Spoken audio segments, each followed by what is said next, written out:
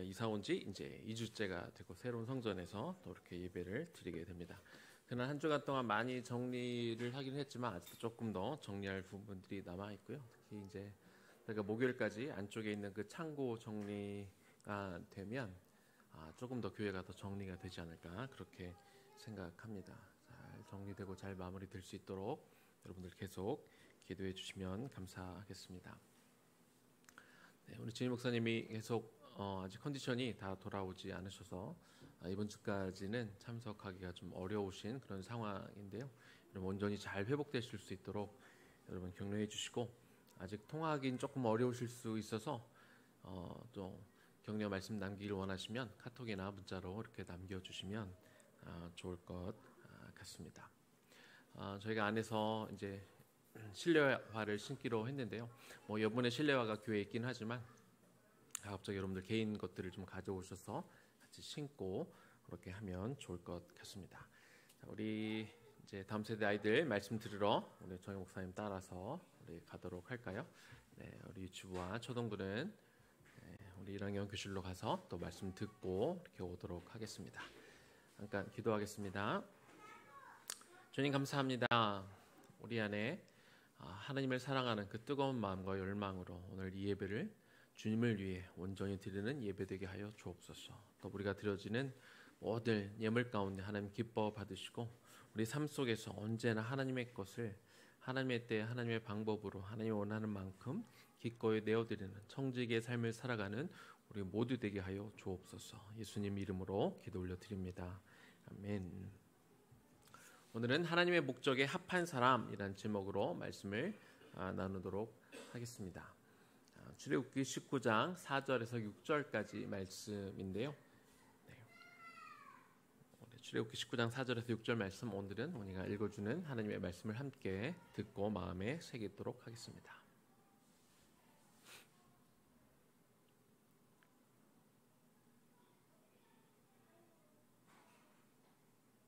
내가 어떻게 독수리 날개로 너희를 업어 내게로 인도하였음을 너희가 보았느니라. 세계가 다 내게 속하였나니 너희가 내 말을 잘 듣고 내 언약을 지키면 너희는 모든 민족 중에서 내 소유가 되겠고 너희가 내게 대하여 제사장 나라가 되며 거룩한 백성이 되리라. 너는 이 말을 이스라엘 자손에게 전할지라. 출애굽기 19장 4절에서 6절 말씀. 아멘. 아멘.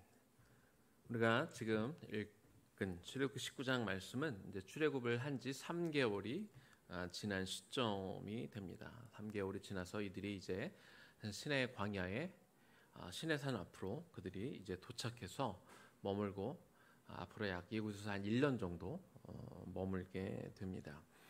출애굽기는 시내 광야에서 머물었던 그 시기에 대해서 굉장히 자세하게 기록을 하고 있는데, 왜냐하면 이 시기가 굉장히 중요한 시기이기 때문에 그렇습니다. 먼저는 오늘 다룰 시내산 언약이 체결이 되는 곳이기도 하고, 하나님의 임재의 상징인 성막이 그 기간 동안 또 제작이 되죠. 또 율법이 정비되고 1차, 2차 인구조사가 일어나게 되면서 사회적으로도 정비가 되는 그런 시점이 되고, 또 제사장 제도가 도입되는 그런 시점이기도 합니다. 특히 오늘 본문이 있는 출애굽기 19장, 우리가 다 읽지는 않았지만 1절에서 9절까지 오늘 그 내용을 다룰 텐데, 이곳에는 무엇보다도 하나님의 백성과 하나님이 언약을 체결하는 그런 내용이 등장하게 되는데, 그 중에서 5절, 6절이 언약의 내용이 됩니다. 이 언약에 대해서 말씀하시기 전에 하나님은 3절에서 이렇게 말씀하십니다. 너는 이같이 야곱의 집에 말하고 이스라엘 자손에게 말해라. 또 6절 하반절에서 너는 이 말을 이스라엘 자손에게 전할지니라 라고 모세에게 이 언약의 내용을 당신의 백성들에게 자세하게 잘 전하도록 이렇게 신신당부하는 것을 볼 수 있습니다. 그러면서 이 언약에 대해서 5절과 6절에 걸쳐 말씀하시면서 또 4절은 하나님이 이 언약을 체결하기 전까지 하나님이 어떻게 그들을 인도하고 보호하셨는지를 또 확인시켜 주시는데요. 본문 4절 말씀을 제가 다시 한번 읽어보겠습니다. 내가 애굽 사람에게 어떻게 행하였음과 내가 어떻게 독수리 날개로 너희를 업어 내게로 인도하였음을 너희가 보았느니라. 하나님께서 이스라엘을 구하시기 위해서 그동안 하신 일, 그래서 그 이집트에서 특히 애굽에서 행하신 일들을 이스라엘 백성들에게 다시 한번 상기시키고 있는데 뭐라고 표현을 하셨냐면 독수리 날개로 너희를 업어 내게로 인도했다 이렇게 말씀하고 있습니다. 독수리 날개로 업어 이들을 인도했다는 말씀이 나중에 또 신명기에서 나오는데요. 노새 말년에 그들이 총회를 하면서 이 부분을 다시 한번 언급을 하는데 신명기 32장 10절과 11절 말씀입니다. 여호와께서 그를 황무지에서 짐승이 부르짖는 광야에서 만나시고 호위하시며 보호하시며 자기의 눈동자같이 지키셨도다. 마치 독수리가 자기의 보금자리를 어지럽게 하며 자기 새끼 위에 너풀거리며 그의 날개를 펴서 새끼를 받으며 그의 날개 위에 그것을 엎는 것 같이. 자, 이 11절 앞에 보면 독수리가 자기의 보금자리를 어지럽게 했다 이렇게 표현하고 있죠. 어지럽게 한다는 것은 그 보금자리를 이렇게 휘젓는다라는 것을 의미합니다. 독수리가 처음 새끼를 낳으면 그 절벽에 둥지를 트고 그곳에 새끼들에게 먹이를 날라다 주는데요. 이제 때가 되면 둥지 안에 있던 그 새끼들을 그 날개로 이렇게 휘저어서 새끼들을 절벽 밑으로 떨어뜨립니다. 그래서 날개짓을 하도록 유도하고요. 그 처음에는 아직 날개 훈련이 제대로 되어 있지 않기 때문에 이렇게 절벽으로 결국 추락하면 그때 또 어미 독수리가 그 새끼들을 이렇게 날개를 펴서 안전하게 받아주는 일들을 반복하게 되는 것이죠. 이 부분을 가지고 독수리 날개로 너희를 업어 내게로 인도하였다 이렇게 설명하고 있는 거죠. 애굽 땅에서 그들이 큰 민족을 이루기는 했지만 아직까지 한 번도 독립적인 국가를 아직 이루어 본 적이 없는 이스라엘 백성들이 제대로 된 국가를 완성되기 전까지 하나님께서 마치 독수리가 새끼의 독수리를 훈련시키듯 그렇게 강하게 훈련시키지만 또한 때때로 그렇게 안전하게 보호하여 주셨음을 이렇게 표현하고 있는 것이죠. 실제로 이스라엘 백성들이 출애굽한 이후로 이 시내산에 오기까지 굉장히 많은 일들이 있었습니다. 독수리 날개로 업어서 인도하셨다라는 말이 정말로 실감이 날 만큼 하나님의 놀라운 은혜의 역사가 계속해서 반복되고 있었던 것이죠. 이스라엘의 출애굽이 그냥 저절로 이루어진 게 아닙니다. 이스라엘 백성들 스스로의 힘으로 그 모든 것들을 이룬 것도 아니죠. 우리가 잘 알다시피 애굽의 바로는 이스라엘 백성들을 그냥 놓아주려 하지 않았습니다. 애굽 땅에 내린 여러 가지 재앙들, 특별히 10번째 재앙을 통해서 바로의 아들의 장자까지 죽는 그런 재앙을 통해서야 비로소 이스라엘 백성들을 애굽에서 놓아주게 됩니다. 출애굽 후에도 이스라엘 백성들이 걸었던 길은 굉장히 고단했습니다. 이스라엘 백성을 놓아주기는 했지만 바로의 마음이 다시 완강해지고 강팍해져서 맹렬히 다시 추격해 오게 되죠. 이스라엘은 앞에는 홍해 바다가 뒤에는 애굽 군대가 쫓아오는 절체절명의 위기 가운데 있었지만 하나님의 은혜로 또 이 모든 상황들을 넘어갔습니다. 애굽 군대의 위기에서 벗어난 이후로도 그들에게는 또 다른 여러 가지 어려움들이 찾아왔죠. 그들은 끊임없이 이동을 해야 했고 마실 물이 없을 때도 있었고 또 식량이 떨어지기도 했습니다. 아말렉 군대의 습격을 받아 전투를 치러야 하기도 했고요. 또 여러 가지 많은 어려움들이 끊임없이 일어나는 것들을 보게 됩니다. 하나님은 왜 이렇게 많은 어려움들을 출애굽을 시켰으면 그들을 구원하실 목적으로 그들을 해방시켰으면 이제 좀 편안하고 안락한 삶을 살게 하시지 않고 왜 이렇게 어려운 일들을 계속 일어나게 하셨을까요? 하나님이 이 일들을 통해 이스라엘에게 뭐를 가르치고 뭘 보여주려고 하셨을까요? 하나님 무엇보다도요 이스라엘 민족에게 그들이 하나님 없이는 살 수 없다는 것을 가르쳐주고 싶으셨습니다. 또한 아무것도 없는 곳에서 여러 가지 어려움이 있지만 그들이 하나님을 여전히 전적으로 의지할 때 하나님이 끝까지 그들을 인도하시고 보호하신다는 것 또한 그들이 알기를 원했던 것이죠. 이 모든 이야기들을 요약한 구절이 바로 내가 애굽 사람에게 어떻게 행하였음과 내가 어떻게 독수리 날개로 너희를 업어 내게로 인도하였음을 너희가 보았느니라. 이 말씀 안에 이 모든 내용들이 다 들어가 있는 것입니다. 그런데 이렇게 하나님께서 독수리 날개를 업어 인도하셨듯 이스라엘 백성을 애굽에서 구원하시고 또 이끌어내신 데에는요, 하나님의 뜻하신 목적이, 진짜 목적이 있는데요.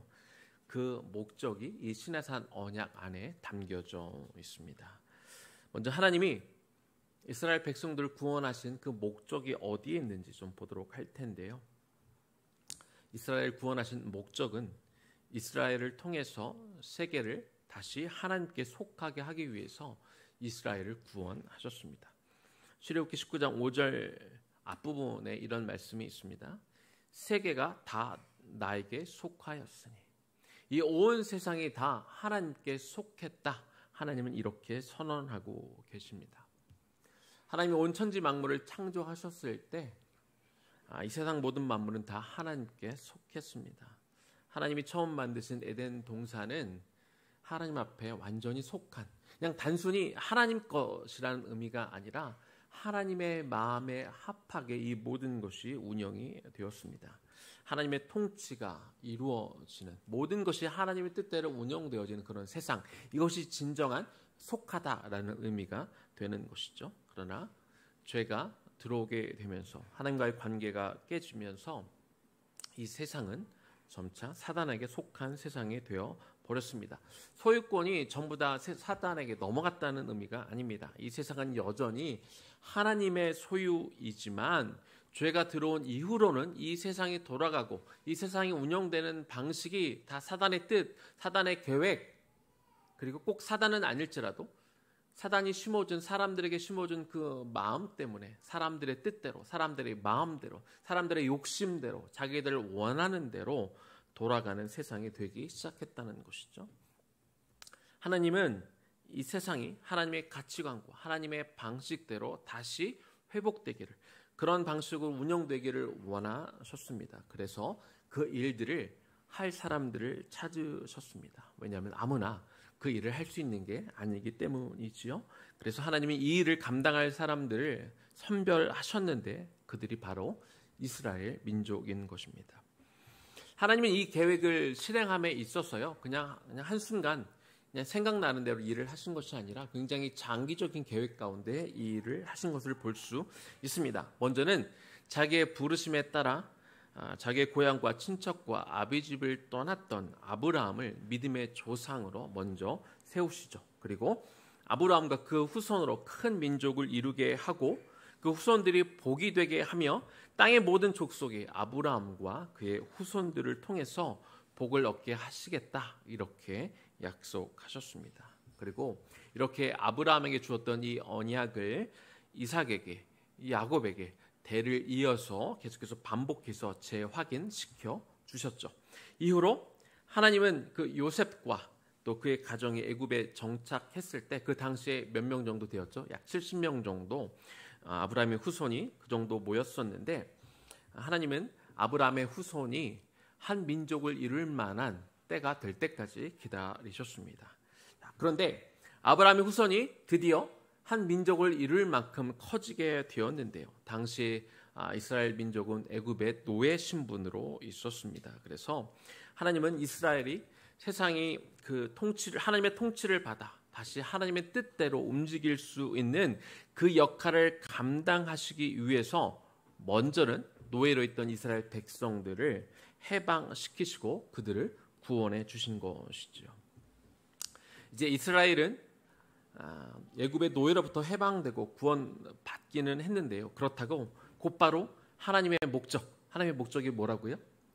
세상에 속해 있는, 다시 말하면 세상의 뜻과 세상의 가치관과 사람들이 원하는 대로 돌아가고 있는 이 세상을 하나님이 처음 창조하셨을 때처럼 하나님의 뜻과 하나님의 가치관과 하나님의 세계관대로 통용되어지는 그 세상으로 만들기를 원하셨는데, 이스라엘 백성들이 이제 노예에서 풀려나기는 했지만 그 목적을 이룰 만한 그런 상태는 아직 아니었다는 겁니다. 그래서 이들에게 하나님의 목적을 감당할 만한 훈련이 필요했고 하나님의 목적을 수행하는 데 합한 그런 자격을 갖추어야 했던 것이죠.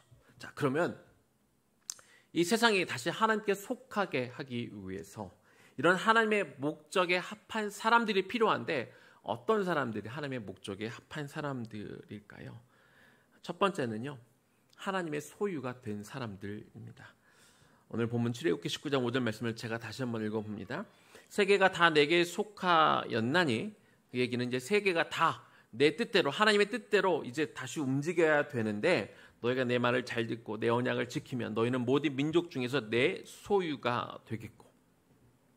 자, 하나님은요, 먼저 하나님의 목적을 이루기 위해서, 세상이 다시 하나님께 속하게 하기 위해서 하나님의 소유가 되는 사람들을 찾고 계십니다.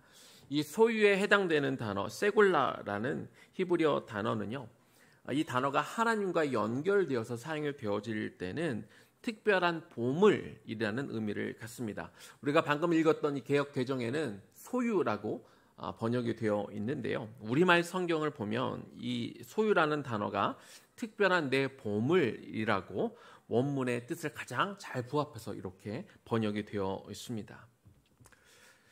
보물은 가치가 있는데요, 그리고 가치가 매겨지는데, 보물이 가치가 매겨지는 데는요, 세 가지 근거가 있습니다. 첫 번째는요, 보물이라는 그 이름 자체에 부여된 가치가 있습니다. 다이아몬드 하면, 우리가 다이아몬드 할 때 그 이름만 들어도 그 안에 많은 가치가 있다는 것을 우리가 알 수 있죠. 부모에게 있어서 보물은 무엇일까요? 부모에게 있어서 보물은 아마 자녀들을 일 것입니다. 자녀가 부모를 위해 뭘 해주고 자녀가 부모님을 기쁘게 해줘서 그들이 보물이 되는 것이 아니라 그냥 자녀 자체가 보물이 됩니다. 설령 자녀들이 때로 부모님의 마음을 아프게 하기도 하고 힘들게 하기도 하지만, 그럼에도 불구하고 자녀는 여전히 부모에게 보물이 되는 것이죠. 이는 부모가 자녀 자체를 보물로 그렇게 가치 부여를 하기 때문에 그렇고, 세상의 그 어떤 것과도 바꿀 수 없는 가치를 지니고 있기 때문에, 가치를 부여하고 있기 때문에 그렇습니다. 과거 이스라엘이 그랬고요, 또 하나님은 오늘 저와 여러분에게 보물이 됩니다. 우리가 하나님을 위해서 뭔가를 했기 때문에, 우리가 하나님을 위해 뭔가 봉사하고 섬기고 하나님을 기뻐하시는 일들을 했기 때문에 보물이라기보다 하나님께서 우리를 먼저 택하셨고, 그리고 우리를 자녀 삼기로 결정하셨기 때문에, 그래서 우리가 하나님의 자녀로서 그 자체로 우리가 보물이 되는 것이죠. 두 번째는요, 보물에 어떻게 하면 가치가 매겨지냐면, 지불된 대가를 보면 그것의 가치를 알 수 있습니다. 사람들은 흔히 보물로 여겨지는 것을 얻기 위해서 많은 대가를 지불합니다. 큰 금액이라도 그것이 가치가 있다고 믿어지면 그냥 큰 금액을 내고서도 그것들을 소유하게 되는 것이죠. 지불된 대가가 크면 클수록 그 보물의 가치는 더 커지게 되는 것입니다. 저와 여러분은 어떤 가치가 있을까요? 창조주 하나님이 저와 여러분을 얻기 위해서 자신의 생명과 같은 독생자 아들을 십자가에 그 생명을 내어 주실 만큼, 피를 흘리게 하시는 대가를 치르실 만큼의 가치가 저와 여러분에게 있는 것입니다. 그만큼 저와 여러분이 가치가 있다는 것이죠. 세 번째는요, 보물은 어떨 때 가치가 있냐면, 귀하게 쓰임 받을 때 보물의 가치가 더 올라갑니다. 아무리 귀한 것이라 할지라도 그 귀한 것이 사용이 되지 않고 어디에 방치되어 있거나 숨겨져 있으면 그것은 가치가 떨어집니다. 귀한 가치가 있는 것이 더 잘 활용이 되면 그 가치는 더 올라가게 되는 것이겠죠. 출애굽기 19장 5절 말씀을 다시 한번 볼 텐데요. 세계가 다 내게 속하였나니 너희가 내 말을 잘 듣고 내 언약을 지키면 너희는 모든 민족 중에서 내 소유, 내 보물이 되겠고, 이렇게 기록하고 있죠. 우리는 이미 하나님의 자녀이기 때문에 하나님에게 귀한 소유, 즉 하나님의 보물이 됩니다. 그런데 더 귀한 보화, 더 귀한 보물이 되기 위해서는 우리가 하나님의 목적에 합하게 우리가 사용되어질 때 우리의 가치가 더 올라간다는 것이죠. 다이아몬드는 그 자체로 귀한 것인데요, 다이아몬드가 그 딱딱하잖아요. 그것으로 뭐 후드나 깨고 있으면 다이아몬드는 그냥 호두까기 정도의 역할밖에 할 수 없는 것입니다. 우리가 하나님의 목적에 합하게 사용되어지면 우리가 그 가치가 더 올라가게 되는데, 그러기 위해서 우리가 하나님의 목적에 합한 사람이 되기 위해서 오늘 본문은 우리가 무엇을 해야 된다고 말씀하고 있습니까? 너희가 내 말을 잘 듣고 내 언약을 지킬 때, 그러면 하나님의 목적에 합한 사람이 되어지고 우리는 이미 하나님의 귀한 보물이지만 더 가치 있는 보화가 될 수 있다, 이렇게 말씀하고 있습니다. 내 말을 잘 듣고 라는 의미는 그냥 귀로만 잘 들리는 것을 의미하는 게 아니죠. 하나님의 말씀에 전적으로 순종하는 것을 의미합니다. 또 내 언약을 지키면 이라는 원어적인 의미는 언약을 보존하다, 준수하다라는 의미를 갖고 있는데요. 하나님 우리에게 주신 그 언약을 우리 마음속에 깊이 새기고 그 언약에 따라 살게 되는 것을 의미하는 것이죠.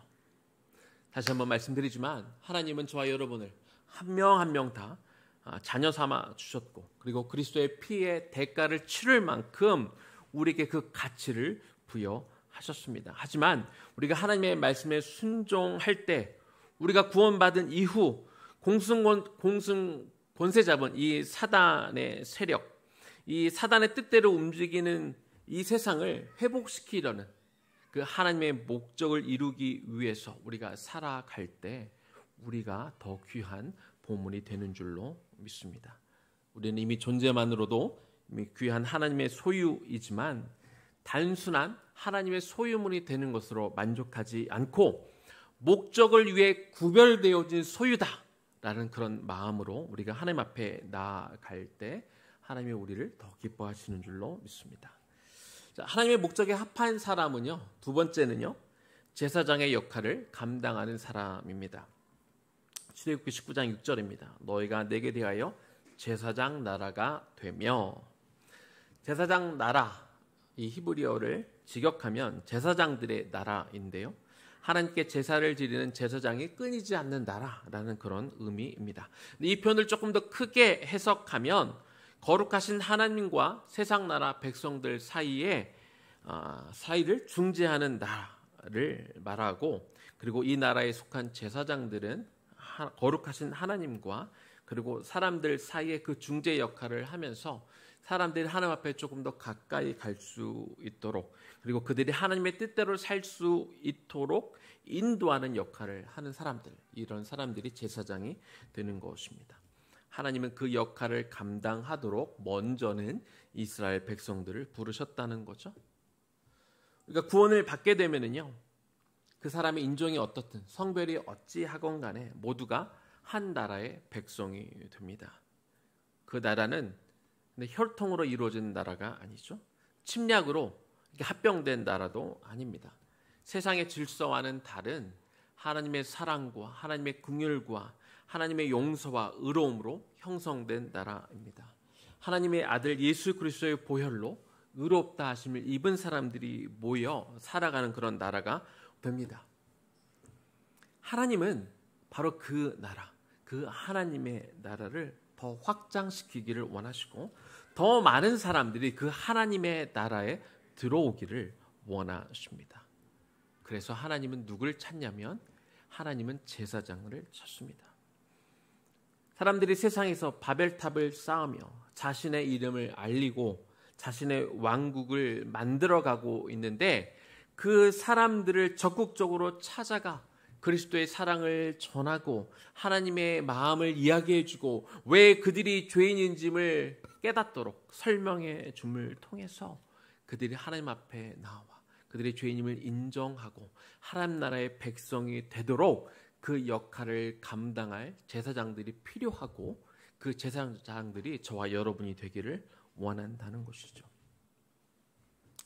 우리가 우리 아이들에게 친구를 사랑해야 돼, 친구와 잘 지내야 돼 라고 말해주면 아이들이 알겠다고 이야기합니다. 그러나 그렇다고 해서 아이들이 친구들과 다 잘 지내는 것은 아니죠. 막상 친구와 어떤 이슈가 생기게 되면 배운 것, 들은 것은 금방 잊어버리고 자기 감정대로 말하고 자기 감정대로 이야기하다 보면 금방 싸우기가 쉽습니다. 그럴 때 부모는 혹은 교사는 어떻게 해야 될까요? 왜 아이들이 싸우게 되었는지 그 이야기를 들어봐야겠죠. 그래서 가르쳐주고 설명해주고 그런 상황 가운데 우리가 어떤 말을 하고 어떤 행동을 해야 되는지 우리가 개입해야 됩니다.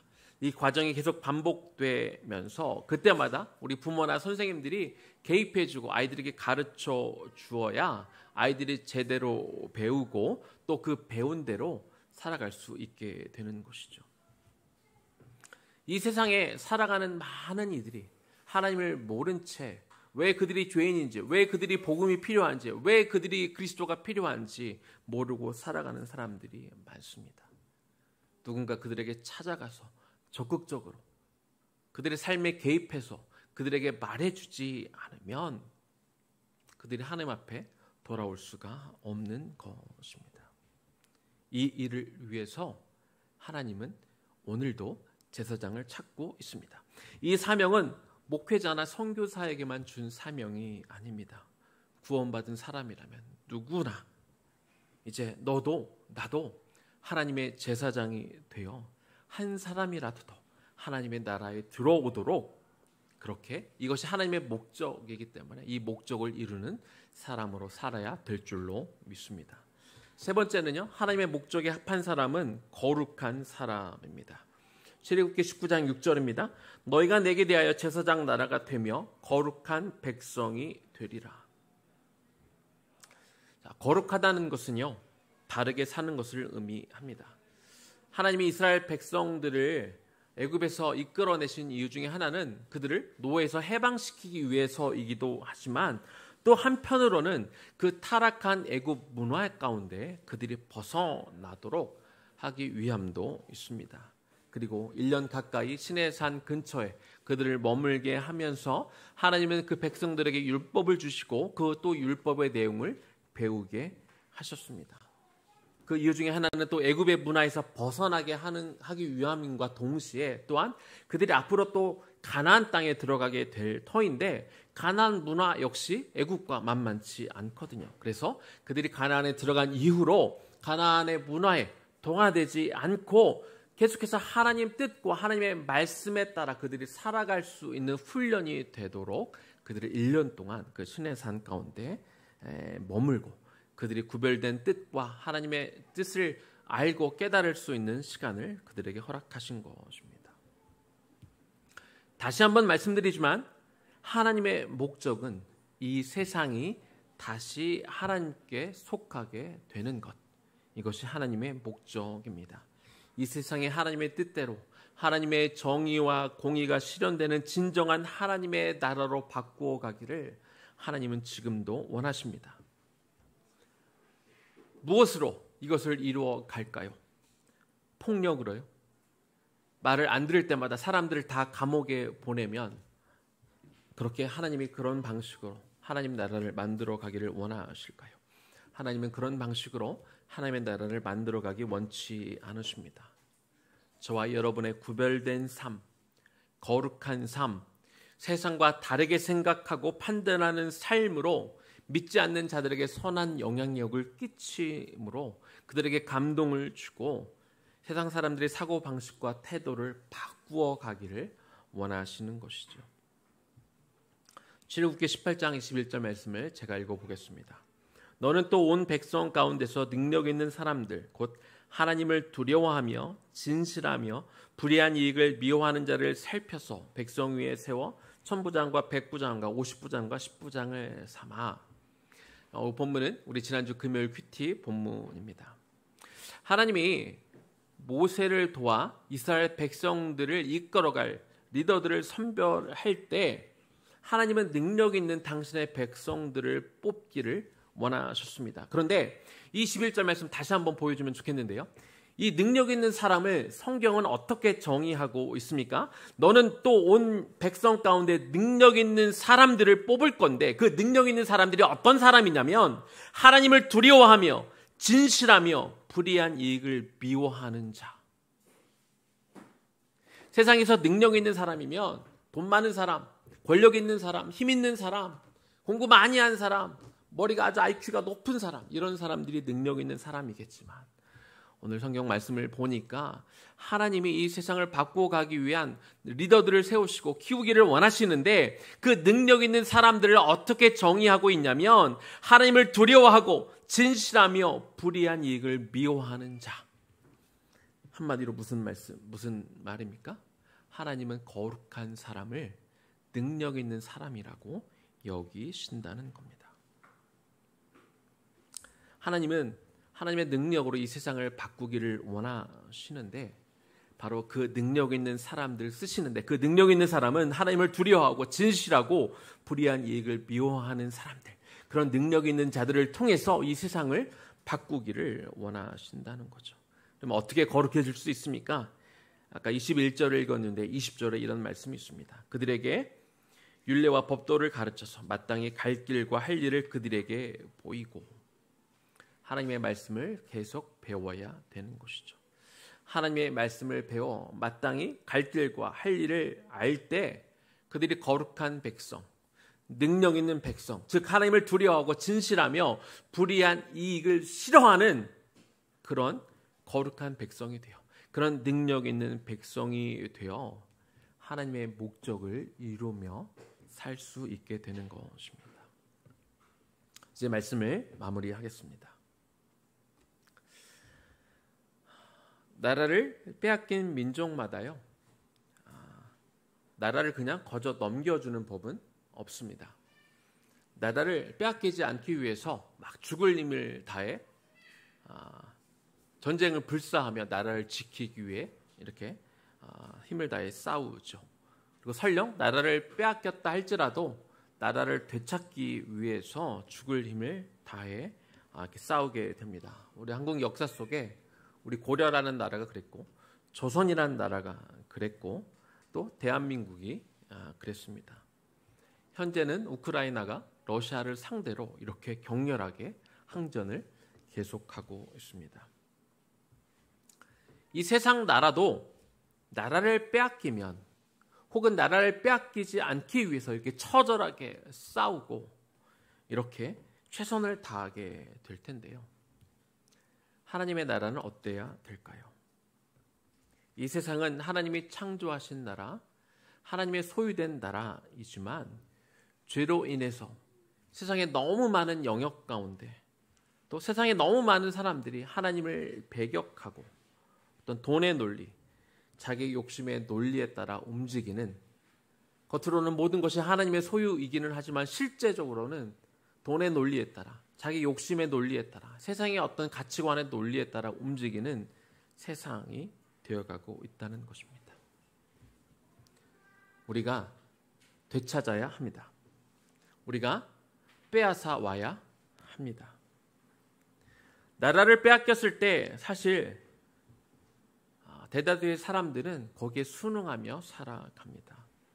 나라를 다시 되찾고 싶은 마음이야 다 똑같겠지만 내가 나서다가 죽임을 당할까봐, 내가 나서다가 불이익을 당할까봐 대부분 나서지 못했습니다. 오직 소수의 사람들만 목숨을 걸고 손해를 감수하고 잃어버린 나라를 찾기 위해 나선 것이죠. 하나님은 저와 여러분이 그 소수가 되기를 원하십니다. 그리고 기대하고 계십니다. 저와 여러분을 통해 하나님의 나라가 진정으로 하나님께 속할 수 있도록, 하나님의 나라가 다시 하나님의 뜻대로, 하나님의 계획대로 움직이는 나라가 되기를 소망하는 그 마음으로 저와 여러분이 그 일에 앞장서기를 원하고 계십니다. 이것이 하나님이 저와 여러분을 구원하신 궁극적인 목적이 될 것이고 저와 여러분이 이 땅에 살아가는 삶의 이유가 될 것입니다. 하나님의 목적에 합한 삶을 살아가는 저와 여러분 되기를 주님의 이름으로 간절히 축원합니다. 오늘 들은 말씀을 우리가 기억하면서 하나님, 제가 정말 하나님의 목적에 합한 사람이 되기를 소망합니다 하는 마음으로 우리 나의 하나님 우리가 찬양하며 나아가겠습니다.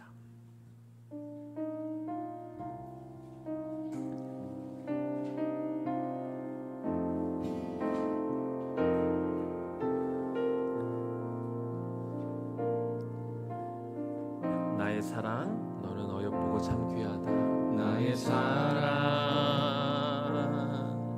너는 어여쁘고 참 귀하다. 어느 보석보다 귀하다. 내가 사랑스럽지 않을 때 너를 온전히 사랑하고 너와 함께하려 내가 왔노라.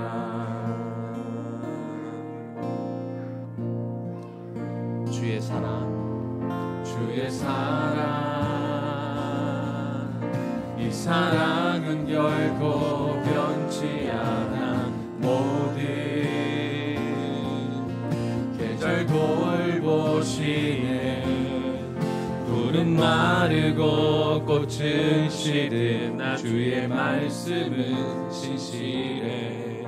실수가 없으신 주만 바라라. 주님의 나라와 뜻이 주님의 나라와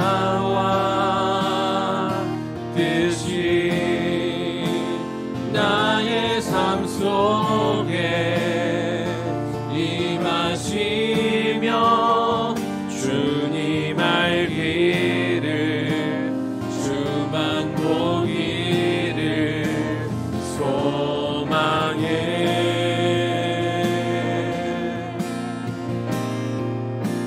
거룩히 살아갈 힘과 두려움없는 믿음 주신 나의 하나님 완전한 사랑 찬양해. 처음부터 다시 한번 찬양하겠습니다. 나의 사랑 나의 사랑 너는 어여쁘고 참 귀하다. 어느 보석보다 귀하다. 내가 사랑스럽지 않을 때 너를 온전히 사랑하고 너와 함께하려 내가 왔노라.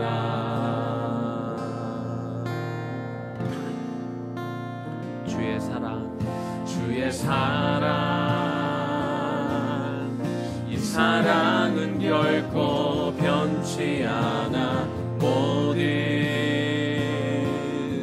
계절 돌보시네.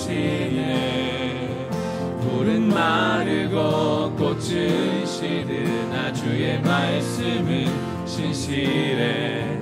실수가 없으신 주만 바라라. 주님의 나라와 뜻이 주님의 나라와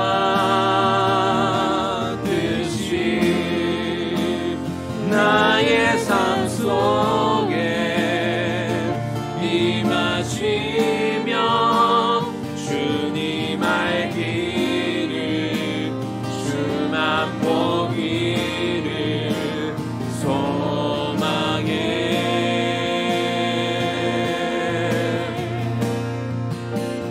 거룩히 살아갈 힘과 두려움 없는 믿음 주신 나의 하나님 완전한 사랑 찬양해. 거룩히 살아갈 힘과 거룩히 살아갈 힘과 두려움 없는 믿음 주신 나의 하나님 나의 하나님 완전한 사랑 나의 하나님 완전한 나의 하나님의 완전한 사랑 나의 하나님 완전한 사랑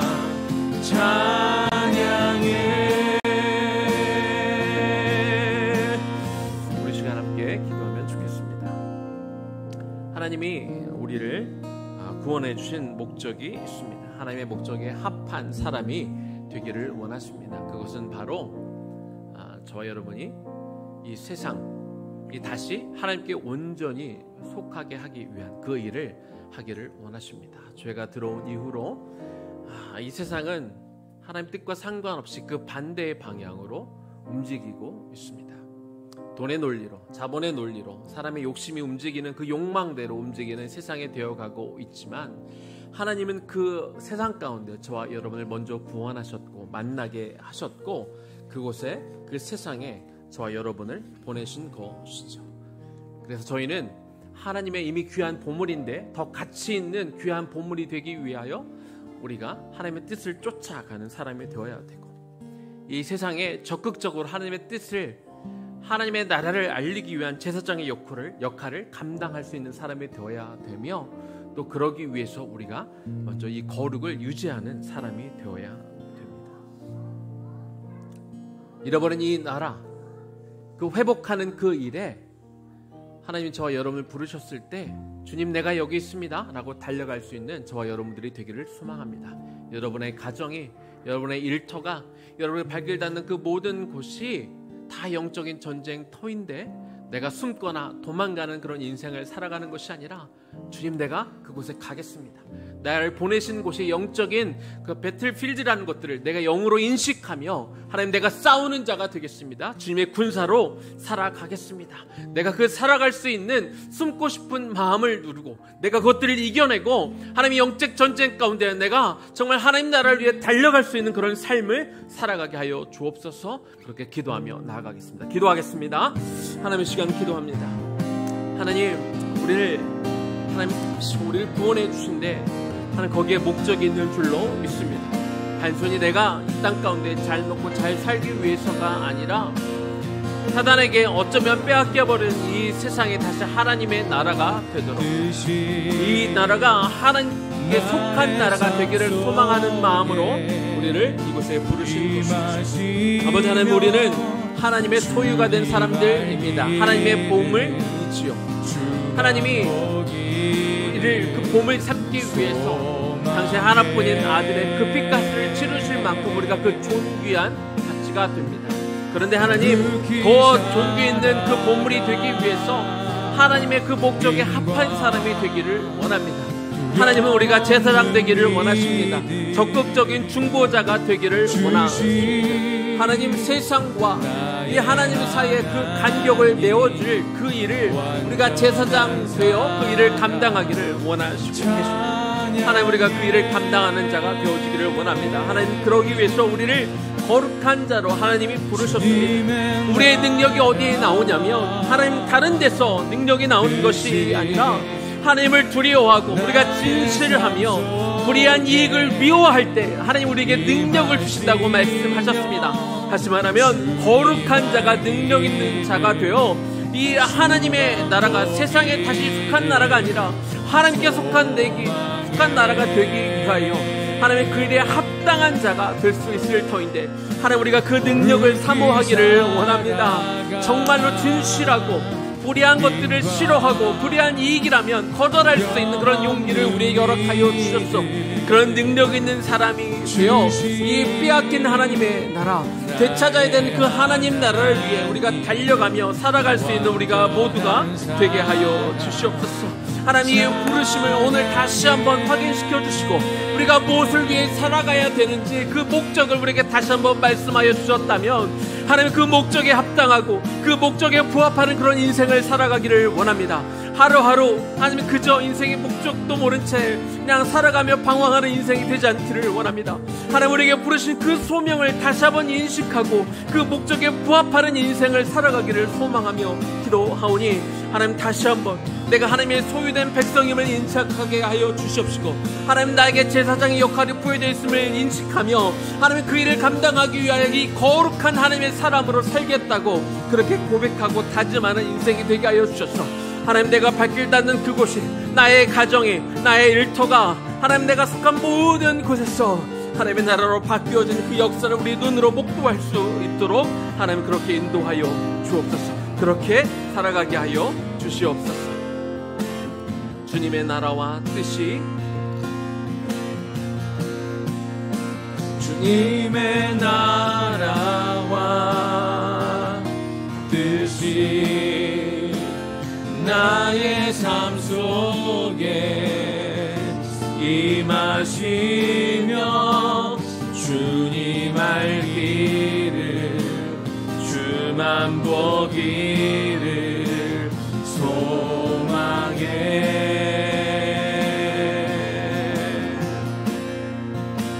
거룩히 살아가 힘과 두려움 없는 믿음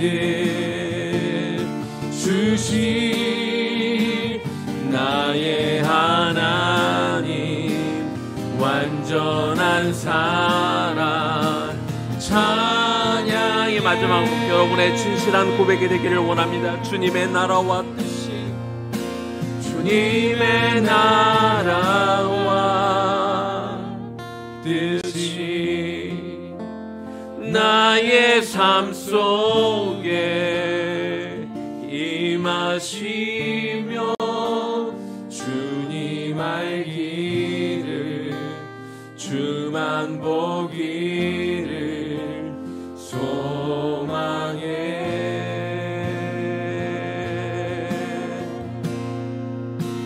거룩히 살아가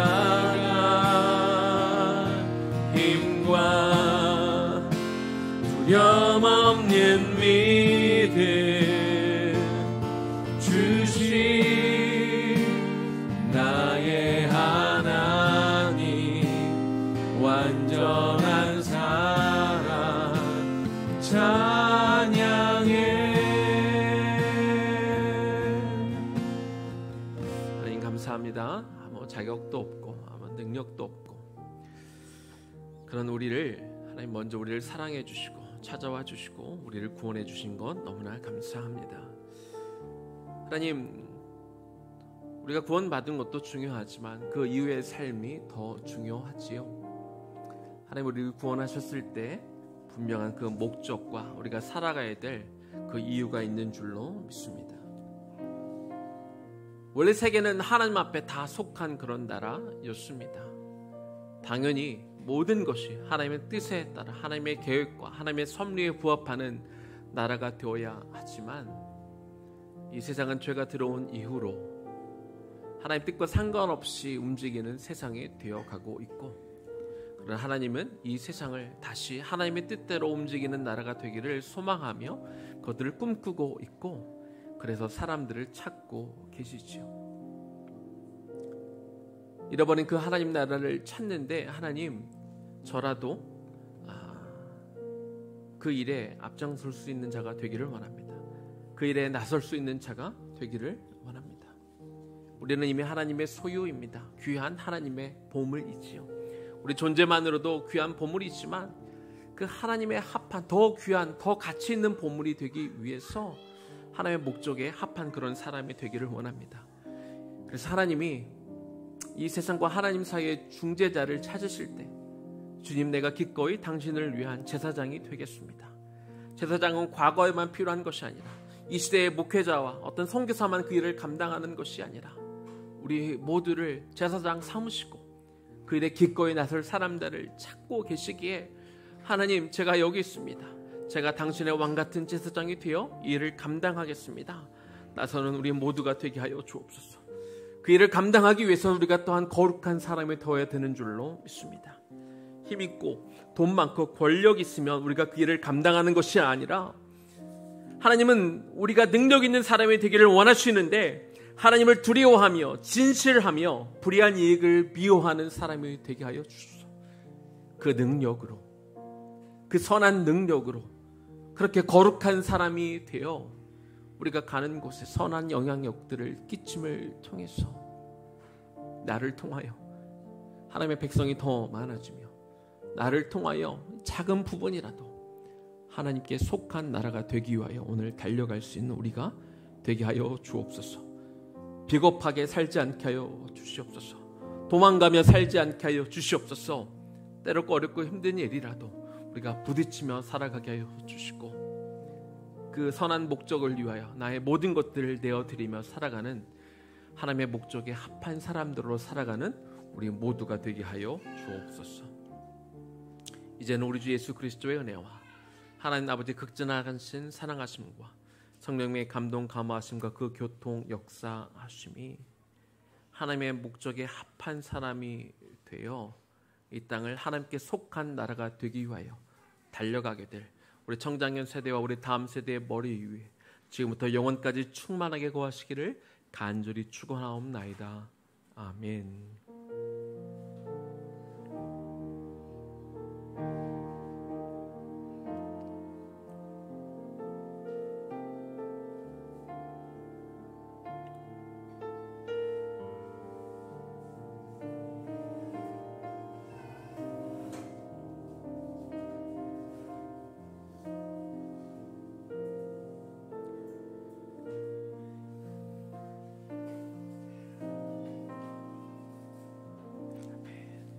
우리 다음 한 주간도 하나님의 목적에 합한 사람으로 살아가시길 축복합니다. 우리 2시 15분인데요. 2시 25분부터 우리 주일학교 하고 우리 성장애들은 이곳에서 우리 나무 모임 갖도록 하겠습니다.